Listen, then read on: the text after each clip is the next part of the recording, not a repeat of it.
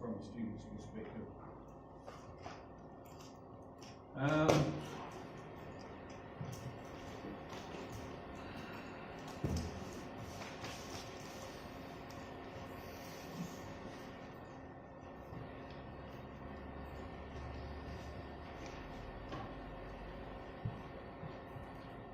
Now, I just wanted to briefly talk before I start the notes about an example here, reinforcing examples. So let's look at the one that I did provide, because a lot of students were wanting some form of an example. I'm not going to give you an actual example, but this one, oh, that's the schedule. Number 3 is the one I wanted to show you. Right. So this one here has got a slab that looked like this.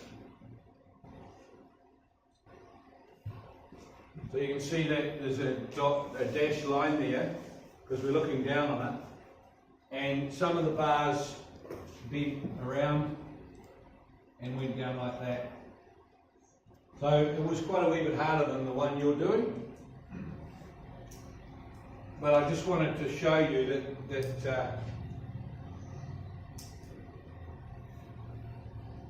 this is different to yours. Yours is a lot easier, it's just a straight slab. But that was how this student did it, and it took them a bit of time to jiggle all these lines so that things didn't clash. But they managed to do it with the right text type. There was also some bars running in this direction as well, obviously. Very similar to what you've got. So this is the closest to what you guys are doing for me, except for you don't have a number. It's got nowhere near as many bars as that. The other thing is that I don't want any dimensions, please. That student went all that hard work and then put dimensions on there, and I say, every year I say, I don't want dimensions on the reinforcing drawing, and every year quite a few of them copy this or copy an example.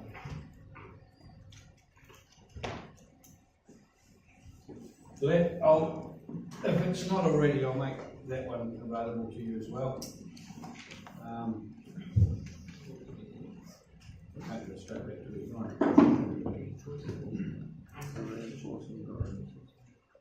It's under week 9, it's also that one there.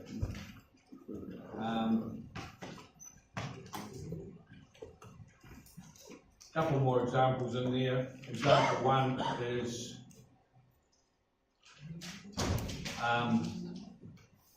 a sideways view. Notice when it's sideways, all we put is the bar number, the bar mark, whereas when it's in plan view, or when it's in the section like that, elevational section, now you do have to draw up 2 elevational sections, and notice that just the bar mark is put there. That word bar that the students put is not correct. Just the numbers all you need. Whereas on this view and on the plan view, we have to put the number, the mark, the spacings, and top, bottom, each space, what have you. This is interesting. This is a lid, and I guess if you looked at your assignment, in some ways you've got a slab like a giant lid. In some ways. So yes, a good example, but there are a few things I need to point out. This student has decided to put the delimitator line straight through number 7 and number 8. Not good practice. Also, this student has got a random dot in the middle here, donut, and they've used donuts here when they should have used circles. They should be a circle. So the other example I showed you is much better than this in terms of the way how we present it. So it's an example of reinforcing.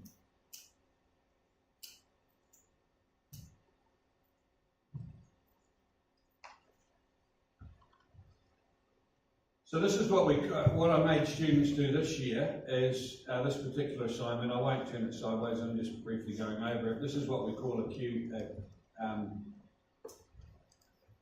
a drawing where we outline the sizes. So we have like a drawing showing the sizes beside it. That's acceptable. You don't need to do that on your assignment. All I'm after is a plan view. Once again, this one here is a really bad example of lines going through numbers. But you can't even see the one in that case, for the 150. If you printed that off, it would just look like 50B. It's a good example of why you don't do it. Okay.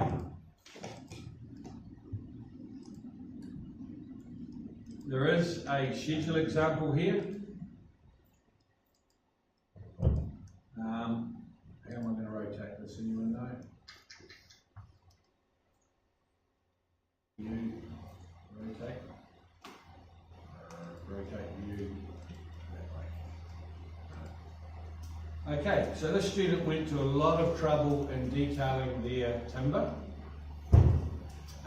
Like the bolts and the screws and the washers and the nuts that went through the timber, and they detailed their timber separately. And I've got a bit of flexibility on how you do this with your scheduling tables, which is part of assignment 3. If that's the way you want to do it, that's fine, but the chart example I gave you is also fine. The main thing with timber, and you won't get this lecture till next week, is I'm after the call-up, like the cross-sectional call-up of the timber. In England or America they call it a 2x4 or a 4x8 or something. Over here we tend to call it like a 100x50 or a 50x75. So that call-up for the timber, I also want you to put in whether it's canalised or not, and how many of them there are, and what the length is. So the important things to me, the length of the timber, whether it's canalised or not, and the amount there are. So are there 10 of them, 20 of them, 100 of them, whatever. And you should be able to do that fairly easily off the assignment drawings. The length of the purlins are pretty simple. There's a couple of other timber members there as well. But if you draw it up, then obviously you'll get it perfect. The steel down here, you may need, as I said before, another 1 or 2 columns, depending on what you think after I've done my example in the lab today. Okay?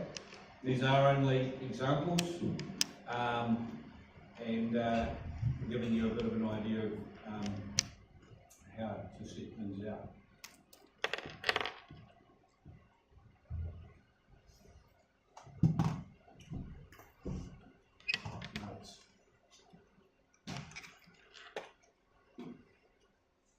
So we've now got another section of notes added to our concrete notes. Student was asking what all the abbreviations are in email land. They're all here, EF, each W, each way is when the steel goes. You've got one bar but it's going each way, the actual bar.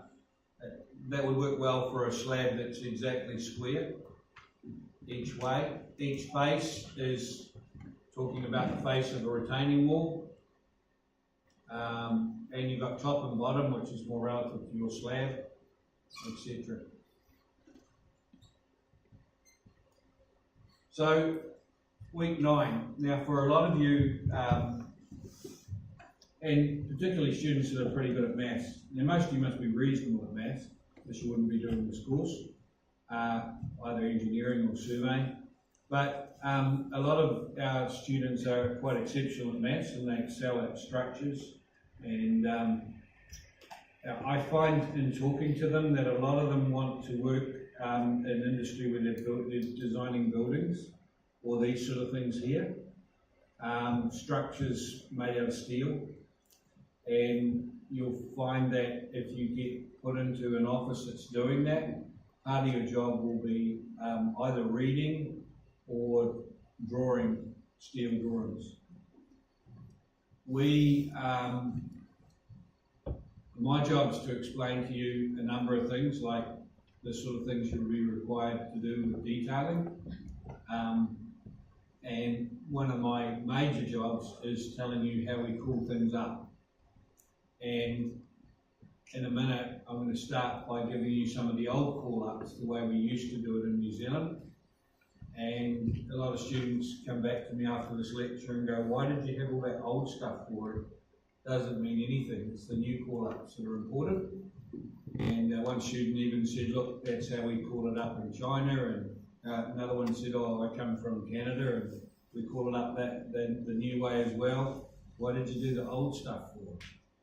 Is it because you're old and wrinkly and you used to do that sort of thing? No, it's not. Well, that too, but it's because you're not always going to get a set of new drawings. If they wanted to extend this lecture theatre, obviously they would go and find the old drawings. Now this is alright, this is probably built in the 80s, 70s, 80s, but the other rooms at the other end of the building with the big columns, they were built in the 60s. I've actually seen the structural drawings for those, and they are intense. They're 1960s drawings. All the call-ups are old school, and you need to, at times, you don't want to be running back to the boss every 5 minutes saying, hey, I've passed my degree or whatever, and I don't know what this call-up is. And they have to keep telling you that means this in the year 2018. So I've got some old call-ups there, of which I've asked some questions in the test, and I've got some new call-ups. But it's important, before we even start talking about call-ups, to identify the different steel members and, in some cases, what they mean. So I put a few photos at the beginning, just to explain the sort of thing that I'm talking about. And we start by talking about the different ways of connecting steel members. I guess the two most common ways is welding or bolting. Riveting is very rarely used these days. Having said that, a lot of you would have driven over the Auckland Harbour Bridge a few times, and there is a truckload of rivets on that bridge. They're always being inspected. They took a long time to assemble it, and they have to coat it in paint, and they pretty much start. You've heard the saying, the last job I won was painting the Auckland Harbour Bridge, and the reason for that is they just finish at one end and they go back and start painting again from the other end. They're pretty much painting it to protect the rivets, I suppose, which become the weak points. So, yeah, these days riveting is very rarely used on anything structural. I mean, I've had to assemble one of those stupid little garden sheds from 1 to 10. There's rivets. I mean, that's a wonderful way to get a divorce. Any of you are in a relationship, that's brilliant. Want a divorce? Try and put one of those two to get one of those things together. You'll either end up with none at the end. You either end up with not enough rivets, or you end up with too many. Right? But going back to the real world, that's the sort of thing we use rivets for, not Auckland Harbour Bridge or big buildings. Welding is used extensively, but it's expensive to weld on site. If you think about it, you've got to bring all your gear to site, you've got to make your cuts on site, you've got to do the welding on site, which means that often if there's welding equipment being used on site, they clear the site. If it's indoors, they'll clear the site so that just the welder's there, or he's working a long way away from the other workers. You're weather dependent if you're outside as well. So a lot of building tends to be done these days, steel building, with bolts, nuts and bolts. It's quicker to assemble. Pretty much you'll see two guys up the top there in a crane, and they'll get things in place, and then they'll bolt it together at each end. And the welding often will take place back at the factory. Where it's indoors, they've got all the equipment there, it's easy to do it, and for example, they can weld a plate to the outside of another member and bring it to site all pre-welded. Right? Now there are disadvantages because things have to fit exactly on site. When you're marrying up a hole, for example, you get it wrong in the factory, then you've got troubles. So you have to be a lot more precise. But I've made this assignment so that you're going to be welding the plates, well, the person that puts this together, on the top and the bottom of the column. And that's why you don't get a crack at it at doing the plates in assignment 4, because it's too late, they're already welded to the top and the bottom of the column. Okay? What I've just talked about there are 2 questions in the test on that. I'm saying 2 questions, the steel, the concrete and the timber. You'll all get 3 questions from each section. I've got roughly 100 and something in the bank on the whole lot, so Moodle will pick you 3. I try to tell students what I can remember, where they come from, so there'll be 1 or 2 that will come out of the blue, but most of them are exactly as I've said it. So for example, what is the most common way of connecting steel in structural design? Riveting, welding, bolting. You might find something completely different that I've said as well. You don't even understand. So bolting would be the answer for that. Most of the steel that we use in New Zealand is manufactured by a company called One Steel, and it's done according to Australia and New Zealand standards. And the most common grade is 300 plus. So that's another question. And it replaced 2,250 grade way back in 1994, and that hasn't changed. Anyone knows elsewise, let me know. We have had a few students come through here that work for One Steel, which is always interesting to catch up with what's going on, but that 300 plus that they developed it provided 20% weight savings for the same amount of structural elements in the steel. Now I said to you last week that, or maybe it was in the labs, that we do provide a table here but this is only an example. So please don't go and have a look at this table and pick your members from it. But if you are in a situation in the real world where you're having to design a building, it's a lot of the students that want to do this sort of thing, the first thing you should do is ask the manufacturer to provide a table of what they've got in their factory at the moment to choose from. So if you're doing a building, it didn't matter too much whether it was 7 metres or 7.5 metres, and you were designing it to use one of these members here, you would go across and see what's available.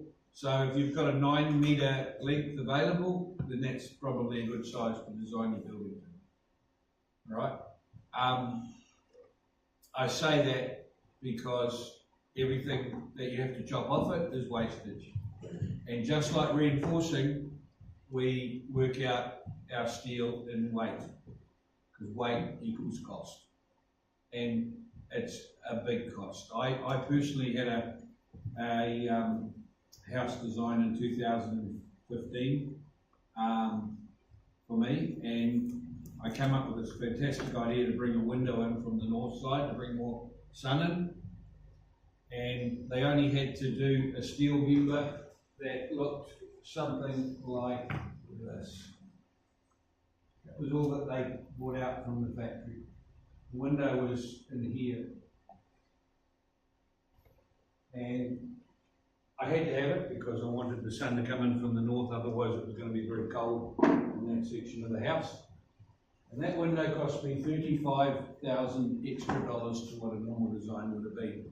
the beam had to go the full 2 stories, and there was, they had to tie it in with the rest of the house.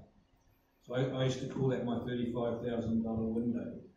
On an overall house build in Auckland, it's not a big deal. I mean, it went from 515 to 500, I don't know, 35,000 to build it, or 545 to build it, whatever. But it just goes you to show that the cost of steel is extremely expensive. You've also got to crane it as well and deliver it and all the rest. And yeah, so when you're doing design in any steel work, it's important to work out what the member lengths are and can you work them in with your building size, because anything cut off just gets thrown in the bin. You don't get a lot of money back for it. Right?